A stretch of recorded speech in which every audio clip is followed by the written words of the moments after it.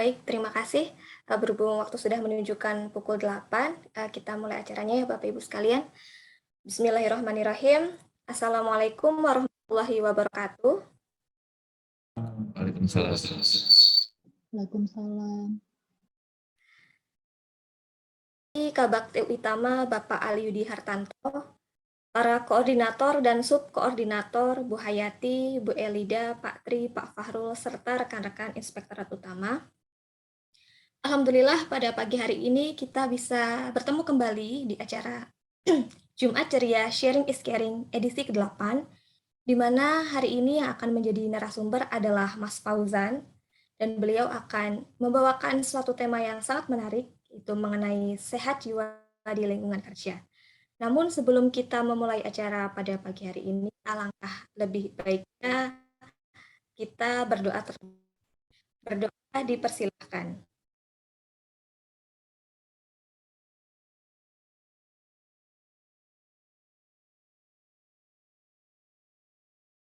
Berdoa selesai. Baik, untuk mempersingkat waktu, kepada Mas Fauzan, waktu dan tempat dipersilahkan.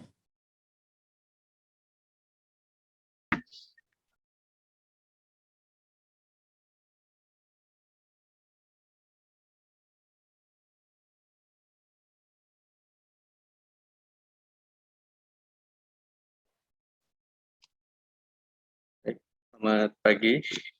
Assalamualaikum warahmatullahi wabarakatuh.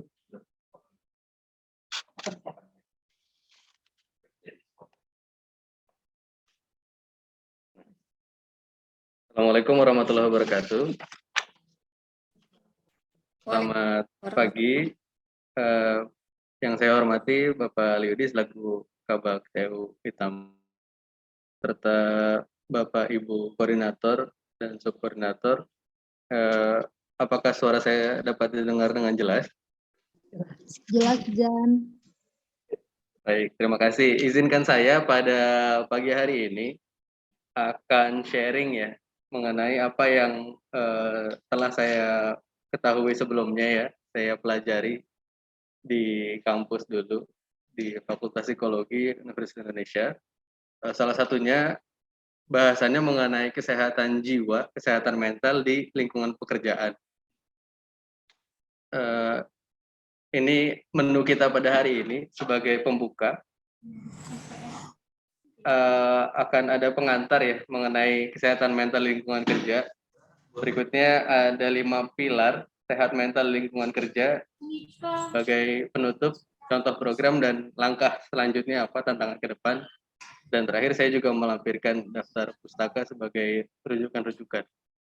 Ini ada sebuah kutipan quote menarik ya dari Shannon Purser, seorang aktor.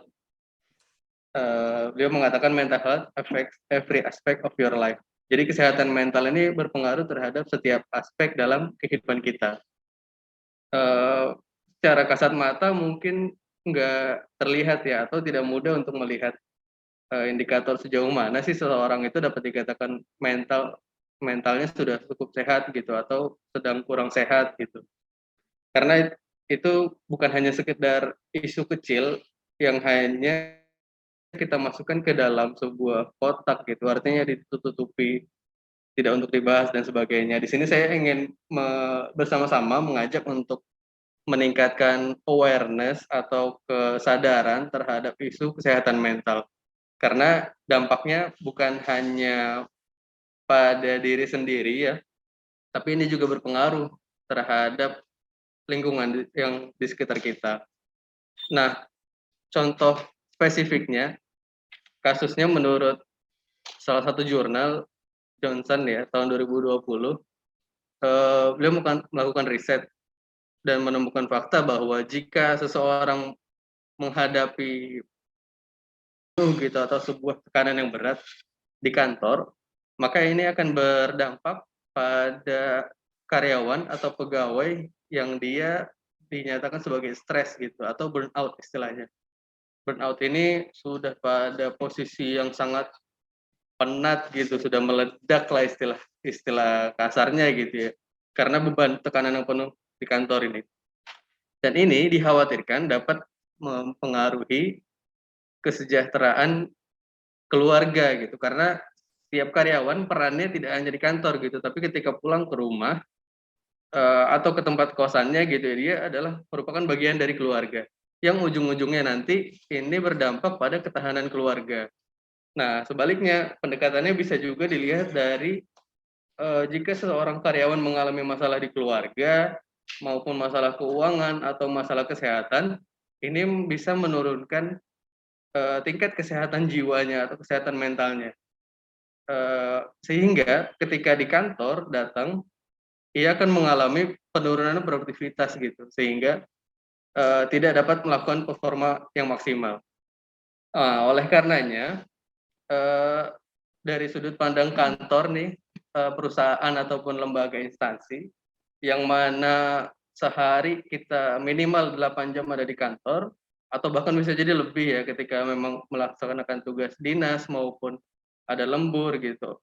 Ada baiknya memang mendukung kesejahteraan psikologis agar dapatkan sebuah keseimbangan ya, tidak hanya fisiknya saja tapi juga mentalnya sehat. Masuk ke pokok yang akan saya sampaikan, yaitu 5 pilar sehat mental di lingkungan kerja, hasil penelitian dari Profesor Litterfield dan Stitzel dan Gies 2014 dari Australian Psychological Society di Melbourne.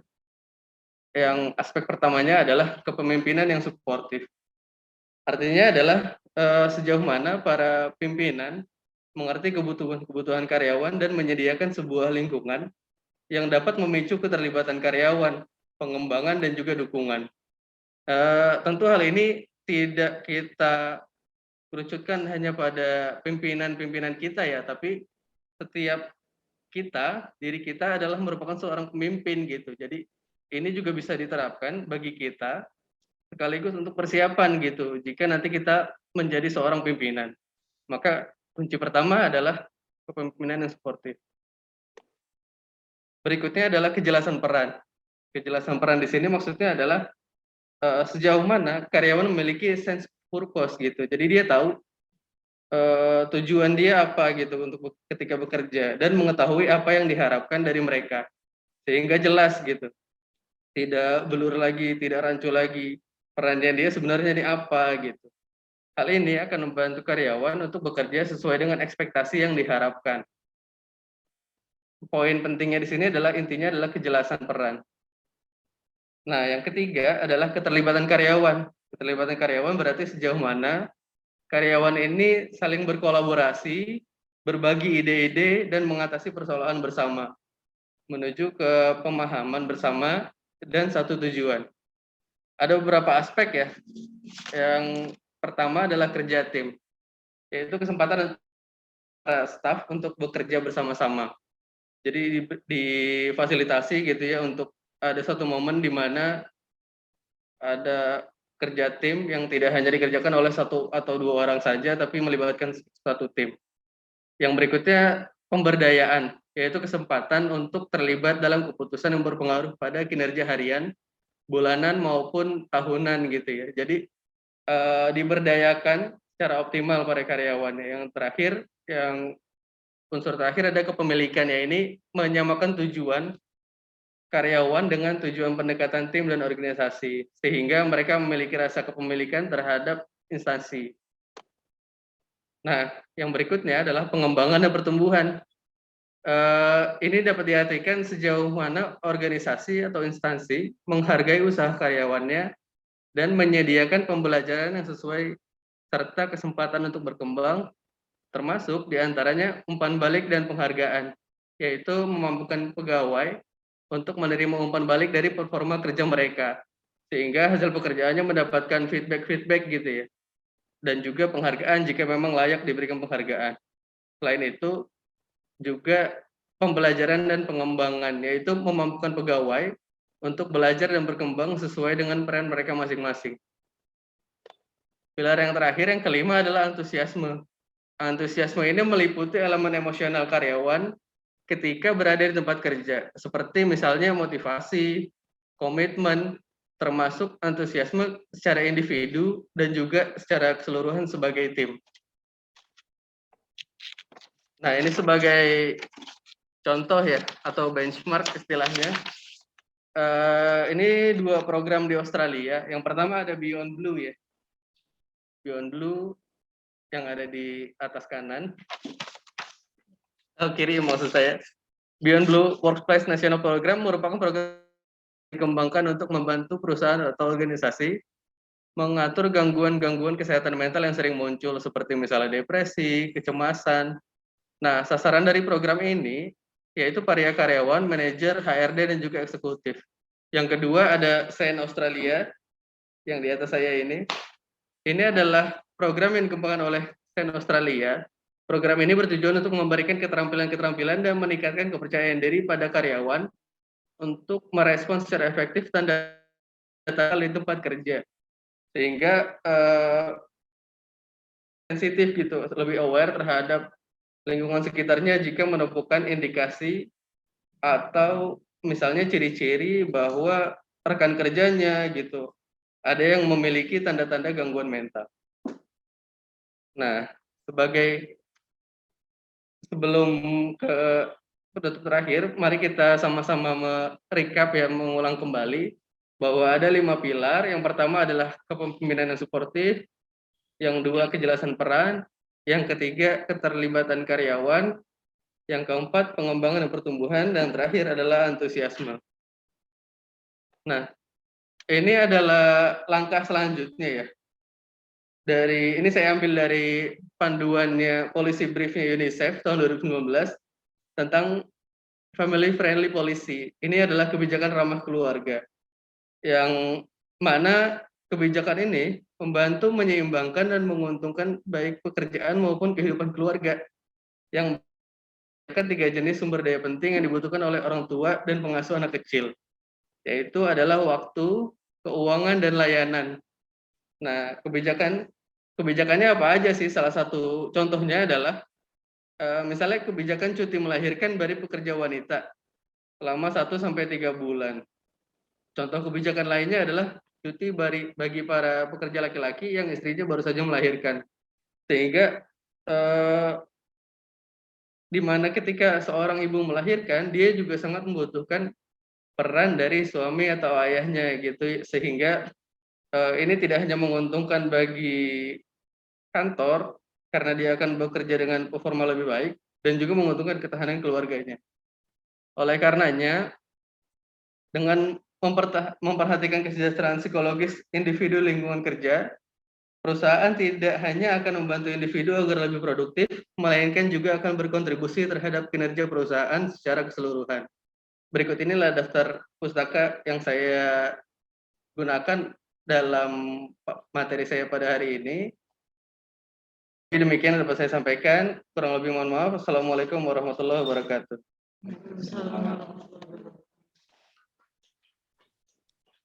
Wah, sungguh materi yang sangat luar biasa ya Mas Fauzan.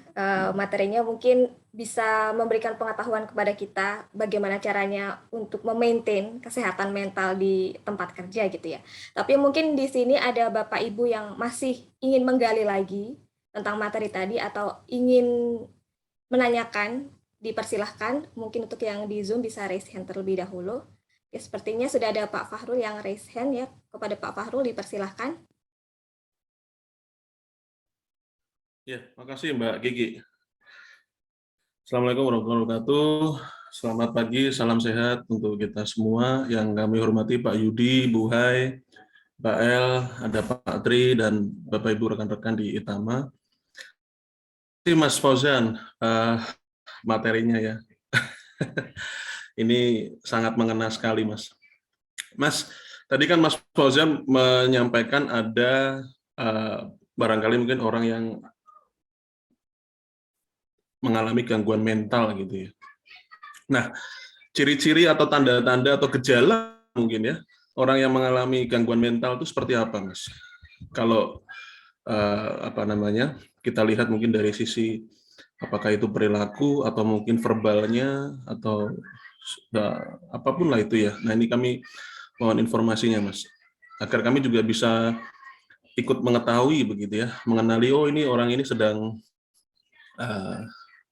ada masalah gitu ya, apakah menggunakan pendekatan personal atau bagaimana gitu. Oke, itu aja Mas Fauzan, Mbak Kiki, makasih ya. Ya, terima kasih Pak Fahrul pertanyaannya. Kepada Mas Fauzan akan langsung dijawab atau menunggu pertanyaan yang lain terlebih dahulu? Boleh kalau ada yang mau ditanyakan lagi, nanti sekaligus saya jawabnya ya. Boleh, boleh. Oke, ada Mas Dodi dan Mbak Pramita yang sudah raise hand. Mungkin Mas Dodi terlebih dahulu, silahkan. Iya Mas, izin bertanya Mas. Ini kan kalau sebetulnya untuk kesehatan mental ini kan bisa jadi dari stres tadi ya. Nah, kalau stres ini kan berhubungan dengan orang lain juga Mas. Kalau tadi dicontohkan tekanan kan bisa dari mana-mana nih. Contoh tekanan pekerjaan itu bisa dari atas sampai ke bawah sehingga menimbulkan stres. Nah, kemungkinan atasan saya juga stres, logikanya kan seperti itu, Mas. Nah, gimana caranya jika kita sudah timbul gangguan mental tadi, sehingga kita bisa mengendalikan itu, artinya itu jika saya yang diterapi, contoh seperti itu, atasan saya ini apakah juga diperlukan? Terus cara memanage-nya itu seperti apa gitu, sehingga dua-duanya ini tidak akan saling menekan di kemudian hari, begitu Mas. Terima kasih. Ya, terima kasih Mas Dodi. Selanjutnya Mbak Pramita dipersilahkan. Halo Mas Fauzan, selamat pagi. Izin tanya Mas, untuk gangguan mental sendiri, itu untuk menyembuhkannya apakah dibutuhkan terapi, dan apabila sudah sembuh, apakah sembuhnya itu secara bertahap atau sembuh, dan apakah mungkin bisa kembali terjadi lagi atau berulang, gitu. Demikian. Terima kasih. Terima kasih Mbak Pramita. Ini mau dijawab terlebih dahulu atau Saya jawab dulu ya Mbak ya. Oke, silahkan Mas Fauzan. Baik, terima kasih atas pertanyaannya ya. Yang pertama dari Pak Fahrul, kira-kira ciri-cirinya apa sih gitu ya gangguan mental ini? Gangguan mental atau gangguan jiwa ini ada banyak sebetulnya Pak, ragam atau jenisnya. Yang mungkin paling relevan, paling mendekati kalau di lingkungan kerja terkait dengan depresi itu ya, karena stres yang berlebih gitu atau burnout, beban kerja yang terlalu besar. Biasanya Pak, ciri-cirinya bisa dilihat dari yang terlihat ya, performa kinerjanya menurun. Sehingga misalkan diberikan tugas A, B, C gitu yang selesai hanya A gitu, atau A, B, C selesai semua tapi kualitasnya memang kurang baik gitu. Itu yang paling mudah ya untuk dilihatnya. Tapi untuk mengetahui lebih lanjut sebetulnya perlu diakses ya Pak secara khusus oleh seorang psikolog gitu atau psikiater, sehingga nanti akan digali lebih dalam gitu ya, apakah benar didiagnosis depresi gitu karena beban kerja yang terlalu berat atau ada masalah hal yang lainnya gitu. Atau selain produktivitas yang menurun, bisa juga dilihat dari kesehariannya gitu Pak. Misalnya ini tidak berlaku umum ya, tapi kebanyakan biasanya lebih jadi sering murung gitu, mengurangi interaksi sama orang lain, sama rekan kerja gitu, atau bahkan mungkin cenderung menghindari ya kalau bisa nggak ketemu gitu, karena merasa tertekan kalau bertemu dengan pihak-pihak tertentu, maka dia akan cenderung dari kurang lebih yang level dilihatnya kurang lebih itu Pak Farul. Semoga menjawab. Lanjut ke pertanyaan Mas Dodi ya. Bagaimana jika kita timbul gangguan mental gitu? Apakah hanya kita aja atau atasan kita juga mungkin harus ikut di terapi gitu atau konseling? Setiap gangguan kesehatan jiwa itu memang perlu penanganan ya. Ada tahapan tertentu tapi tidak sekedar stres terus harus langsung konseling gitu. Tapi biasanya patokannya adalah sampai di mana gangguan tersebut berpengaruh terhadap kesehariannya gitu. Apakah misalnya contoh stres. Stres itu tidak semua stres buruk gitu, tapi ada stres juga yang baik karena itu akan memicu kita untuk berpikir, untuk kemudian menjadi lebih baik gitu. Tapi ada juga stres yang buruk yang ini membuat kita justru semakin layu gitu, semakin down. Nah, batasannya adalah sejauh mana dia mengganggu keseharian kita gitu. apakah misalnya karena stres tersebut yang sudah berlebihan, beban kerja terlalu banyak, sehingga berpengaruh terhadap pola makan kita, pola istirahat kita gitu. Intinya sejauh mana gangguan kesehatan jiwa tersebut berpengaruh terhadap kehidupan keseharian kita gitu. Yang kebutuhan dasar ya makan gitu, istirahat, sosialisasi terhadap orang lain gitu, sejauh mana berpengaruh. Dan kalau memang ternyata tidak hanya kita saja, tapi juga rekan kerja yang lain maupun atasannya perlu diterapi, ada yang namanya tim konseling gitu, atau kalau keluarga family counseling gitu. Jadi semua pihak dilibatkan gitu secara grup, nanti biasanya difasilitasi oleh seorang psikolog gitu ya. Di situ nanti akan digali itu satu persatu gitu, sebetulnya apa sih yang dirasakan oleh bapak, yang dirasakan oleh ibu apa gitu. Sehingga nanti timbul sebuah kesepahaman dari tim tersebut, dan akhirnya nanti bisa sama-sama mencari solusi alternatif terbaiknya seperti apa. Kurang lebih seperti itu. Yang terakhir dari Mbak Pramita ya, tentunya tidak ada yang instan Mbak, kecuali mie ya. Tinggal diseduh langsung siap makan. Jadi setiap gangguan mental, setiap gangguan jiwa itu belum tentu membutuhkan terapi, tapi akan perlu terapi kalau tadi sudah saya sebutkan ya, seberapa mengganggu dari kehidupan keseharian kita. Nah, sembuhnya biasanya akan bertahap Mbak, tergantung seberapa parahnya gitu ya, tingkat keparahannya. Karena depresi juga ada depresi yang ringan, ada yang sedang gitu, ada yang levelnya berat. Biasanya nanti kalau sama psikolog akan konseling ya, dengan beberapa metode sesuai keahliannya masing-masing ya. Atau kalau ke psikiater, mereka biasanya kalau perlu akan memberikan obat gitu, obat secara. Nah, terus apakah suatu saat nanti bisa berulang lagi kejadiannya? Tentu bisa, karena ada faktor pemicu, ada juga faktor yang justru mencegah gitu. Nah, itu yang harus dihindari nanti supaya kejadian tidak berulang. Demikian Fahrul, Mas Dodi, dan Mbak Pramita, mudah-mudahan bisa menjawab. Terima kasih. Terima kasih Mas Fauzan. Ya, baik, untuk pertanyaan selanjutnya sepertinya sudah ada Mbak Sofi yang raise hand dan Mas Andi. Mungkin Mbak Sofi terlebih dahulu, dipersilahkan. Baik, terima kasih Mbak Kiki. Selamat pagi Pak Yudi, serta Bapak Ibu semuanya. Mas Fauzan izin tanya, tadi dari semuanya itu kan menyangkut tentang bagaimana mengelolanya dan bagaimana tahap-tahapannya serta jenis-jenisnya seperti apa. Nah, kalau yang mau saya tanyakan itu adalah bagaimana cara self healing ketika kita sudah menyadari bahwa kesehatan mentalnya itu memang sedang bermasalah. Nah, apa yang paling pertama harus kita lakukan sebelum kita ke terapis misalnya, atau ke psikolog, atau ke psikiater? Sebelum itu, dari personalnya sendiri ketika sudah menyadari bahwa ini sudah tidak baik buat diri saya, apa yang bisa saya lakukan untuk pertama kali? Sama kayak kita waktu sakit pertama kali kan bisa minum obat warung dulu misalnya. Nah, ini apa sih pertama kali yang dapat kita lakukan dulu gitu loh, untuk menahan menjadi suatu hal yang lebih besar lagi gitu. Itu aja sih. Terima kasih, selamat pagi. Terima kasih Mbak Sofi, pertanyaannya bagus sekali ya. Mungkin next Mas Andi, silahkan memberikan pertanyaan. Ya, selamat pagi atas waktunya. Mas Fauzan, saya mau tanya, untuk yang telah dijelaskan tadi terkait kesehatan mental, apakah ada level-level tertentu, seumpamanya ada level yang ringan, sedang, dan berat, seperti itu, apakah ada?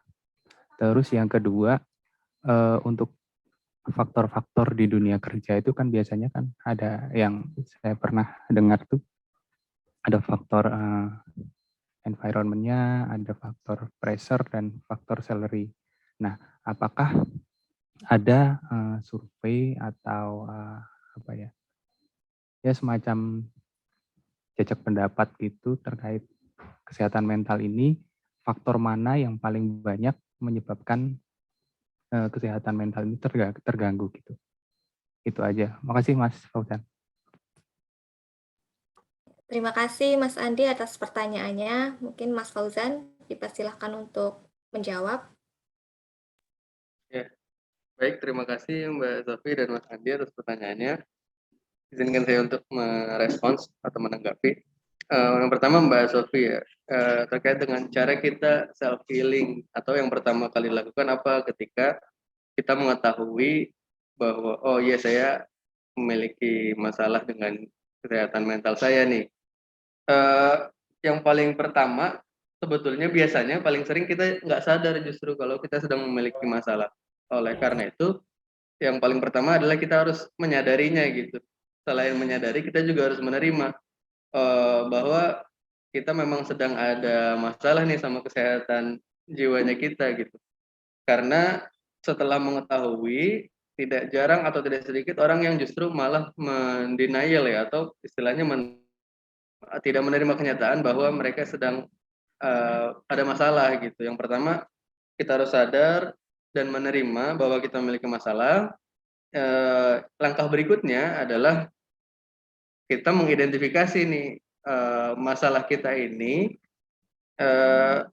faktor-faktornya apa saja ya yang membuat ini semakin parah gitu atau memperburuk kondisi, faktor apa saja yang dapat meringankan gitu. Nah, biasanya untuk tahapan selanjutnya kita bisa tahu nih, oh ternyata kita masih bisa ditangani sendiri gitu atau dikelola sendiri bagaimana kita meningkatkan kesehatan jiwa kita, kesehatan mental kita gitu. Misalnya kalau faktor stresnya adalah karena faktor di lingkungan kerja, kita mungkin izin ya untuk bertemu dengan psikolog gitu kalau perlu, sehingga mengajukan izin untuk ke dokter atau ke psikolog, atau jika memang ternyata masih bisa dihandle sendiri, mungkin menyampaikan izin cuti ya untuk refreshing, kita keluar sejenak dari rutinitas kita, dan ini tentunya lagi-lagi sesuai dengan pilar pertama tadi, bagaimana kepemimpinan suportif gitu, sehingga ketika kita sebagai staf gitu misalkan mengajukan izin cuti, kita sampaikan alasannya bahwa saya butuh 1 hari ini atau 2 hari untuk menyegarkan kembali kesehatan mental saya sehingga produktivitas saya dapat meningkat kemudian hari gitu. Oleh karenanya harus didukung dengan memberikan izin gitu misalnya sehingga terjadi sebuah lingkungan kerja yang kondusif, istilahnya kurang lebih begitu. Nah, berlanjut ke Mas Andi ya, beberapa yang saya sampaikan tadi sebetulnya dari jurnal-jurnal yang sudah saya kutip, kira-kira faktor apa saja gitu yang paling membuat orang terganggu. Ini beragam sih pendapatnya karena kan setiap orang melakukan riset sampelnya juga beda dan sebagainya. Tapi kurang lebih faktornya itu tadi benar antara faktor dia beban kerjanya, gaji juga termasuk ya yang saya ketahui dan juga faktor lingkungannya gitu seberapa kondusif, seberapa kohesif gitu. Jadi kurang lebih itu Mas faktor-faktornya tadi. Demikian yang dapat saya sampaikan. Terima kasih Mbak Sofi dan Mas Andi. Ya, terima kasih Mas Fauzan atas jawabannya. Sudah ada Mbak Sarah yang raise hand. Dipersilahkan. Ya, mohon izin Pak Yudi, Bahayati, dan rekan-rekan. Itu Mbak Sarah, saya yang raise hand, Mbak.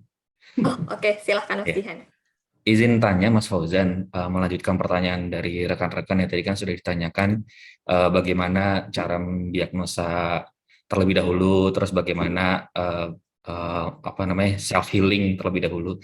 Nah, saya melanjutkan pertanyaannya sebagai rekan kerja gitu, terkadang kan kita juga sangat butuh ya untuk memiliki empati juga ke rekan kerja kita. Nah, pertanyaannya adalah bagaimana perilaku yang harus kita lakukan sebagai rekan kerja ketika melihat rekan kerja kita yang dirasa menurut tadi gejala-gejala yang disampaikan Mas Fauzan itu, oh mungkin yang bersangkutan sedang mengalami stres atau depresi gitu. Sedangkan kan nggak semua orang memiliki kemampuan ya untuk menyampaikan apa yang dirasakan ya, apalagi ke atasan atau bukan ke teman dekatnya gitu loh. Nah, apakah sikap secara universal itu bisa disamakan antara satu orang ke orang lain jika teman kita mengalami stres atau depresi tersebut, atau bisa disesuaikan dengan tipikal karakternya masing-masing? Mungkin dari Mas Fauzan punya semacam tips untuk tipikal A, cara penanganannya seperti apa, penanganan pertama sebagai rekan kerja, tipikal B seperti apa, seperti itu. Terima kasih. Terima kasih Mas Jihan atas pertanyaannya. Kepada Mas Fauzan dipersilahkan. Oke, baik. Terima kasih Mas Ian atas pertanyaannya. Semakin menarik diskusinya ya. Terkait dengan kita posisinya sebagai rekan kerja, ketika mengetahui atau melihat bahwa teman kita ada yang memiliki gejala-gejala kesehatan jiwanya sedang menurun gitu atau memiliki masalah. Yang paling umum yang bisa saya sarankan adalah kita memberikan respon yang positif gitu ya sebisa mungkin. Misalnya kalau kita mengetahui makanan atau minuman favoritnya, kita kasih dulu tuh gitu sebagai pembuka, sebagai awalan bahwa nggak ada orang yang nggak seneng kalau diperhatiin, ya nggak sih? Apalagi kalau perhatiannya tuh sangat spesifik ke personal gitu sehingga dia akan merasa di awal, oh ya saya masih ada yang perhatiin nih gitu, ternyata masih ada yang ngeh ya sama kehadiran saya di sini gitu. Dan juga mungkin itu sebagai pembuka ya kita berikan makanan atau minuman favorit, baru kemudian kita nggak usah maksa, lu lagi kayak gitu ke psikologi sono gitu. Itu kan orang jadi apaan sih emang gue orang orang dengan gangguan jiwa atau apa gitu ya, tiba-tiba langsung dituduh gitu. Tapi kita bisa akan lebih enak kalau kita ngomongnya, kalau butuh teman cerita atau tempat curhat, gue siap dengerin ya gitu. Jadi kita kita tunggu, biasanya orang akan lebih seneng gitu ya. Ada orang yang tipenya memang dia senang cerita gitu apa bercerita, tapi ada juga orang yang kalau dia cerita dia takut gitu atau pemalu. Jadi kita lebih membuka diri gitu ya, sama-sama saling siap untuk mendengarkan apapun yang teman kita ceritakan gitu. Dan berikutnya nanti kalau teman kita udah mau cerita nih, kita jangan langsung menjudge gitu. Tapi kita dengarkan tanpa sebuah judgement ya gitu, sehingga akan terbuka tuh mungkin ya masalah-masalah yang dihadapinya apa aja gitu, apa yang sedang dirasakan dan sebagainya. Sehingga memang ini bukan sebuah pekerjaan yang gampang gitu ya, karena ini memerlukan sebuah usaha gitu dan sebagainya. Tapi kalau ini dikerjakan bersama-sama, maka ini akan menjadi sebuah lingkungan kerja yang nyaman gitu. Bisa dibayangkan teman-teman kondisinya kalau memang kita sedang down gitu ya, beban kerja lagi banyak banget nih gitu. Misalnya biasanya ya kayaknya di awal tahun gitu atau di akhir-akhir tahun gitu lagi sumpek banget. Kasihlah sesuatu gitu yang nggak perlu yang mahal-mahal, misalnya kasih coklat beng-beng atau apa, dan juga kasih notes gitu, pesan semangat ya gitu, semoga tugas-tugas atau beban pekerjaannya selama ini dapat diselesaikan dengan baik dan mungkin dapat diberikan balasan pahala gitu ya, yang muslim maupun yang non muslim pakai pendekatan itu juga bisa gitu, sehingga ini salah satu bentuk-bentuk kita dalam mengapresiasi gitu ya, sehingga dapat mencegah kondisi kesehatan mental yang kurang baik di lingkungan kerja. Kurang lebih demikian Mas ya. Terima kasih Mas Fauzan atas jawabannya. Mungkin ada pertanyaan lain dari Bapak Ibu yang luring? Pak Yudi, Bu Hayati, Mbak Amel? Ada yang ingin ditanyakan? Mbak Kiki, Ya. sharing aja deh. Oh iya, silakan Pak Tri. Kayak sih, sebenarnya sih mungkin sharing lah ya. Yang di masa sekarang ini kan kita sering mengenal istilah dengan dinamika sekarang ya. Kita sering mengenal istilah VUCA. Intinya zaman sekarang ini ya volatil ya, bergejolak, uncertain, tidak pasti, kompleks dan ambigu, tidak jelas. Nah, mungkin yang harus kita antisipasi nih, stres itu awalnya kalau sampai terjadi yang paling banyak itu anxiety atau kecemasan, dan juga apa ya banyak permasalahan yang kita hadapi gitu, entah di pekerjaan, entah di rumah atau bagaimana. Tapi belum lagi dengan COVID, banyak kita sekarang anxiety-nya makin tidak jelas masalah, apalagi ini sekarang Omicron nih. Jadi kita itu benar-benar penuh ketidakjelasan gitu, dan itu bisa menimbulkan stres sih, anxiety-nya, kecemasannya berlebihan. Nah, yang harus diantisipasi sih dari stres jangan sampai depresi, itu aja sih. Nah, makanya benar kita butuh me time, kita butuh apa ya, release tension istilahnya. Ya setiap orang bisa beda-beda, punya di apa, di bentuknya bisa beda-beda. Ya itu aja sih.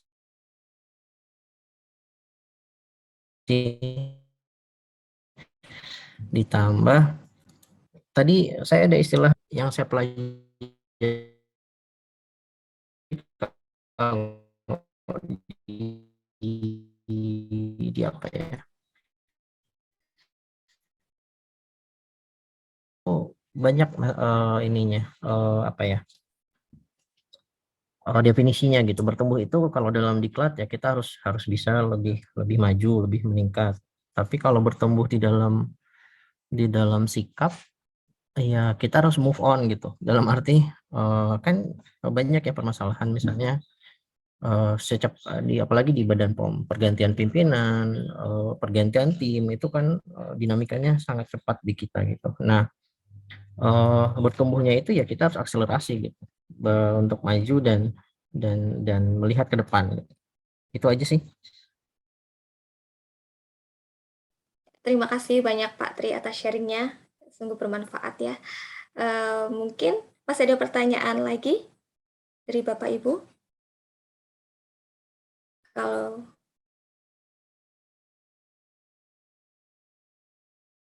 sepertinya Bu Hayati ingin memberikan pertanyaan. Dipersilahkan Bu Hay. Terima kasih Mbak Kiki. Ya, Mas Fauzan, izin nanya. Tadi terkait dengan paparan yang disampaikan oleh Mas Fauzan, kan sebenarnya yang kita harapkan memang betul. Jadi ada kepemimpinan yang kondusif dan suportif ya. Kepemimpinan yang suportif dan aware terhadap kesehatan mental ini. Namun bisa jadi di suatu kantor atau di suatu instansi itu belum ada gitu, belum ada kepemimpinan yang suportif seperti itu gitu, karena bisa jadi karena target yang harus dicapai memang begitu tinggi, sehingga pada akhirnya kan kita sendirilah yang harus memikirkan diri kita sendiri gitu, seperti itu. Nah, kalau seperti itu kejadiannya, sebenarnya apa sih yang bisa kita lakukan untuk diri kita sendiri itu agar kita itu bisa lebih kuat mentalnya, tidak mudah tidak mudah rentan terhadap stres seperti itu, dan ya akhirnya ya tidak mudah jatuh sakit dan berakibat pada dampak-dampak lainnya yang buruk seperti itu. Jadi ya itulah, jadi apa yang bisa diri kita lakukan dulu gitu, seperti itu, untuk memperkuat diri kita akan kesehatan mental ini ya. Makasih. Terima kasih Bu Hayati, pertanyaan yang sungguh luar biasa. Mungkin kepada Mas Fauzan, dipersilakan untuk menjawab. Baik, terima kasih Bu Hayati atas pertanyaannya.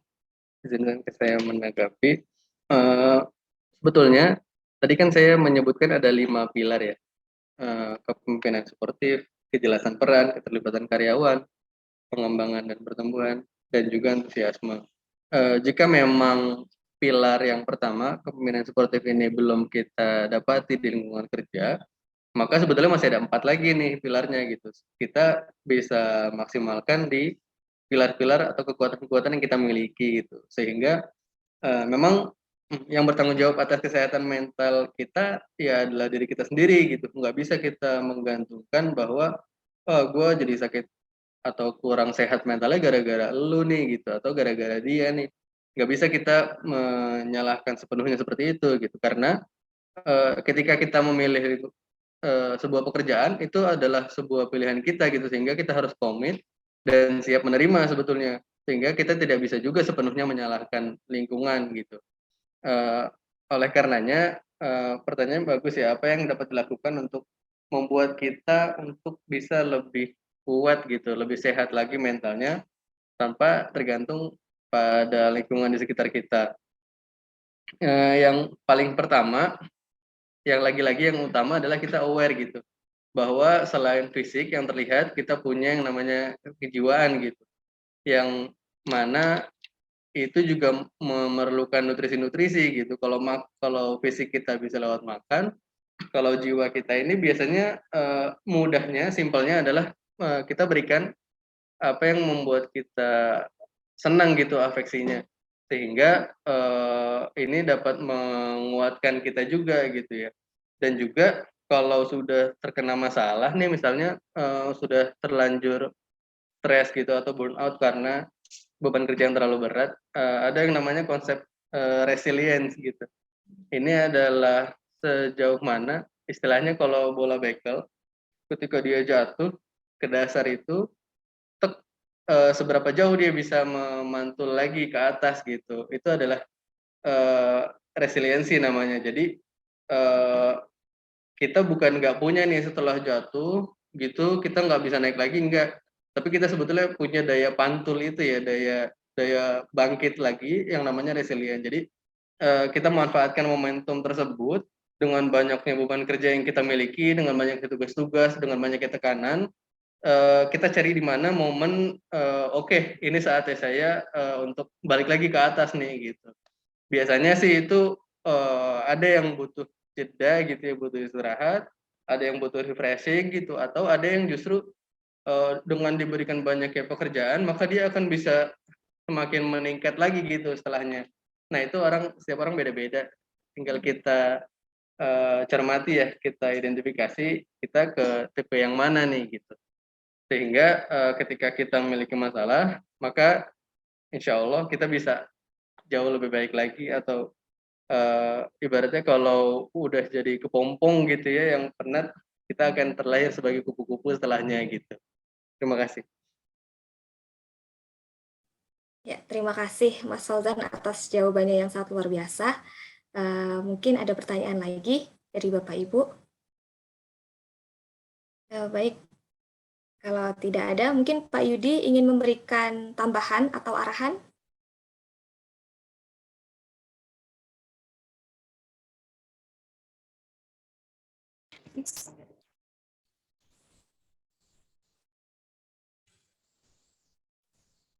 Iya, makasih Mas Dian. Mungkin entah bertanya, entah share pengalaman saya mungkin Mas Fauzan.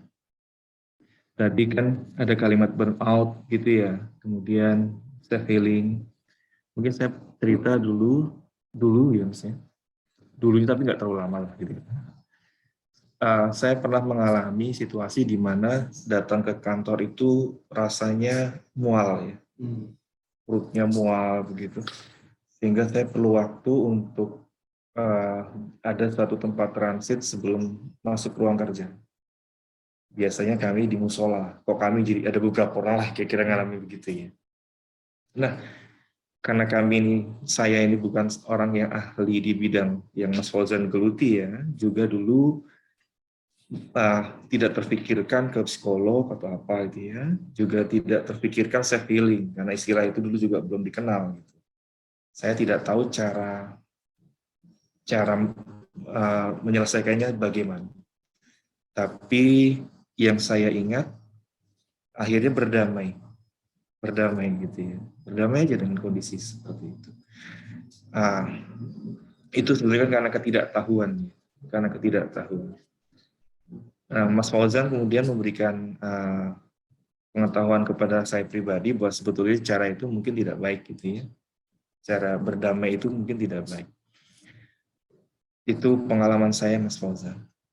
Nah, kemudian yang saya tanyakan adalah seperti itu terus berulang dan bukan stres kemudian saya mualnya berulang, tetapi jika ada peningkatan stres gitu di saya pribadi, saya cenderung berdamai. Nah, yang saya tanyakan ke Mas Fauzan, cara seperti itu baik atau sebetulnya nanti akan timbul akumulasi gitu. Lalu karena ini mumpung saya konsultasi gratis gitu ya dengan psikolog, sebaiknya apa yang saya lakukan gitu, atau mungkin teman-teman lakukan jika menemui kasus seperti saya. karena tidak semua orang bisa mengekspresikan stresnya gitu. Tidak semua orang bisa ekspresi seperti itu, tidak semua orang bisa sharing.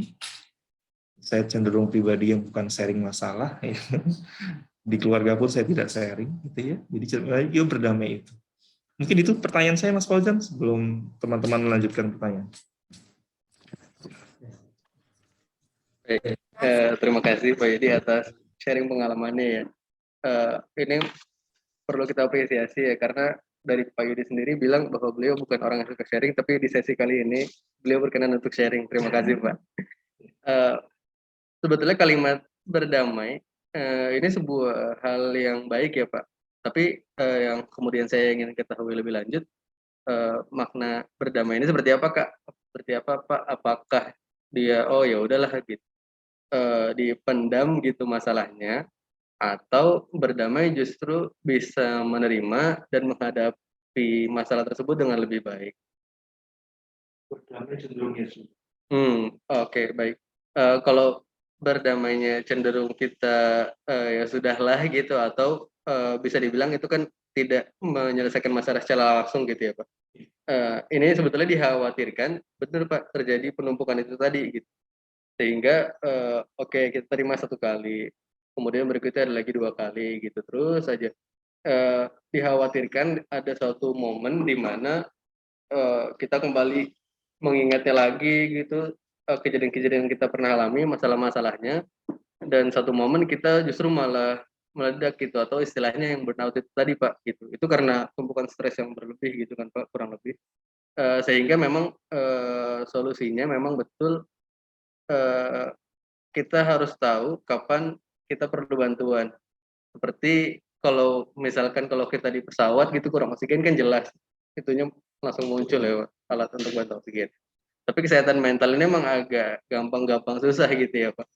Karena memang ini baru juga mungkin kita temukan belakangan ini gitu ya. Kalau dulu-dulu ada masalah mungkin masih sulit cari solusinya seperti apa gitu. Kalau sekarang ini setahu saya bahkan psikolog pun sudah ada di telemedicine Pak, di aplikasi misalnya di Halodoc atau apa gitu kita, atau bahkan di tiap puskesmas kalau di DKI itu ada psikolognya kalau saya tidak salah gitu ya, bahkan bisa pakai BPJS juga di sana gitu buat teman-teman.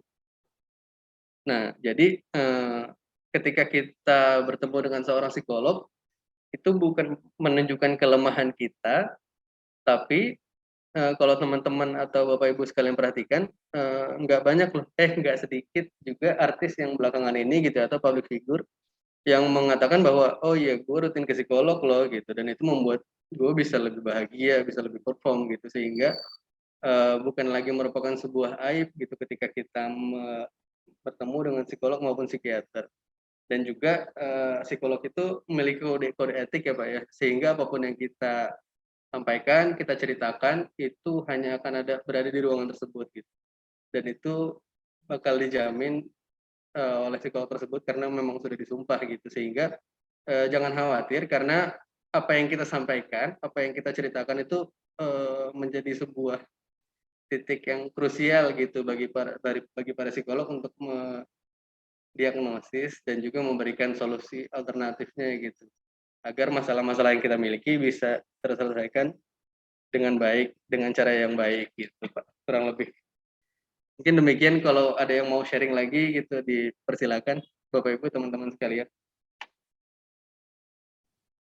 Ya mungkin ada Bapak Ibu yang ingin sharing lagi atau memberikan pertanyaan lagi. Mumpung kita konsultasi gratis seperti yang Pak Yudi sampaikan tadi, ada psikolognya nih, silahkan dimanfaatkan. Izin Mbak Kiki. Iya, silahkan Pak. Ya, kalau saya nggak konseling lah, saya ucapin selamat aja untuk Mas Fauzan nih. Udah diterima CPNS ya, di Dikbud ya Mas ya. Selamat ya Mas Fauzan, sukses ya. Mudah-mudahan yang lain bisa nyusul lah ini. Banyak soalnya yang berharap demikian. Itu aja Mbak Kiki, terima kasih. Ya, terima kasih Pak Fahrul. Ya mungkin sudah tidak ada pertanyaan lagi ya dari Bapak Ibu. Oke. Ya, kita apresiasi sekali ya sesi kali ini, karena sebagai informasi saja bahwa sesi kali ini adalah sesi pertama di mana narasumbernya itu dari PPNPN, diawali oleh Mas Fauzan nih. Tapi kayaknya ini dari yang pertama dan terakhir deh, soalnya Mas Fauzan lulus CPNS. Yeay, kita berikan tepuk tangan dan selamat kepada Mas Fauzan. Semoga karirnya ke depannya lancar terus, dilancarkan segala urusannya, dan semoga teman-teman yang lain bisa menyusul. Baik, semoga apa yang disampaikan Mas Fauzan tadi bisa bermanfaat bagi kita semua dan bisa mewujudkan lingkungan kerja dengan para karyawan yang memiliki kesehatan mental. Dan untuk Jumat Ceria minggu depan mungkin bisa dari IR 1 atau IR 2. Nanti kita koordinasikan lagi ya Bapak Ibu. Baik, mungkin cukup sekian acara Jumat Ceria edisi kali ini. Kurang lebihnya mohon maaf. Saya akhiri. Wassalamualaikum warahmatullahi wabarakatuh. Waalaikumsalam warahmatullahi wabarakatuh. Terima kasih Pak Yudi, Mbak Kiki, Mas Fauzan. Bye. Baru Pak Tri. Terima Terima kasih. kasih teman-teman.